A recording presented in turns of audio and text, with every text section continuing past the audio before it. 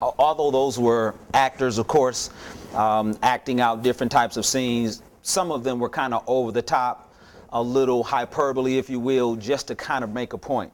So when you see a mother on the couch just kind of sleeping away, not being aware of what her child needs, we're not saying all parents are that way, but there are a lot of parents who just aren't aware of what their child should be learning in the classroom.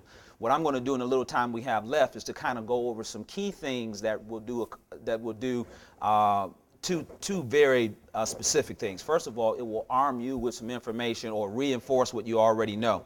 Parents need to be aware of some very specific things that they could do. We as educators need to know those very things also, so that we can begin to do what the federal government says in terms of having two-way meaningful communication. We need to be able to instruct parents on what it is that they need to do in order for us to do our job. What you'll see from this information, as much as I can get out of it in the short time we have, is that you'll see me trying to make a point that it's very difficult for you guys to build bricks without straw.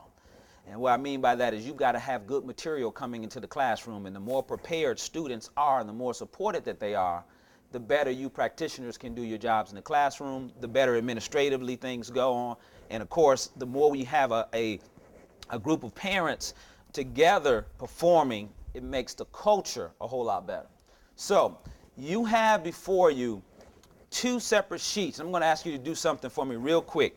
These two sheets here, I'm going to go through this rubric and then ask you to give me your perception of something, and then it's going to be very key in a part of the presentation a little bit later on. Let me go through the rubric real quick. After working with school districts and parents for the last 10 years, I've developed a rubric of measuring parental involvement in the culture at most schools. So I'm going to talk to you about how I've classified parents, and what I want you to do is kind of just, from your perception, kind of look at how, and there's a pen back there, Mr. Smart. Give me what your perception is of your parent culture. So let me go through this rubric real quick.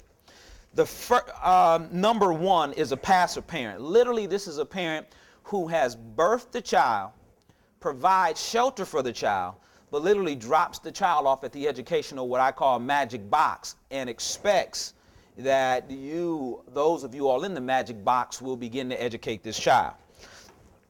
Number two is the passive parent. This parent is uninvolved and has little input or influence on performance at school or home. This parent may be unaware of how to consistently and systematically support their child. However, this parent expects and trusts the school. What they've done is they've moved into a decent neighborhood, they've signed their child into a decent school, and that magic box in their mind is that they just trust and expect that you teachers are great, the administrators are great, but they're disconnected from the process. They just expect that good things are going on. Number three is this project parent. This parent is uninvolved, but they're aware of what they can do, but they just have not been invited into the process. This parent, if you tap on the shoulder and you invite them to be a part of the process, the performance process, they'll get involved. Just no one's asked them yet.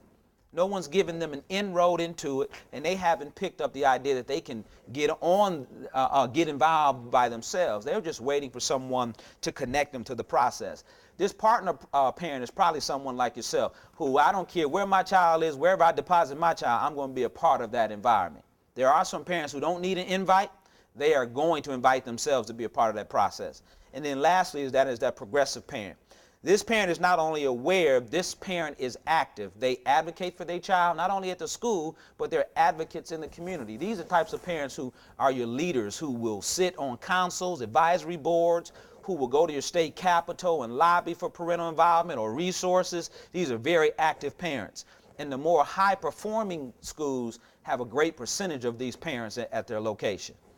They bring big resources there. So now take a look at this here. I've got three quadrants for you.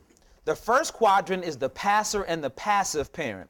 The second quadrant is the project and partner parent. And the last quadrant is the progressive parent.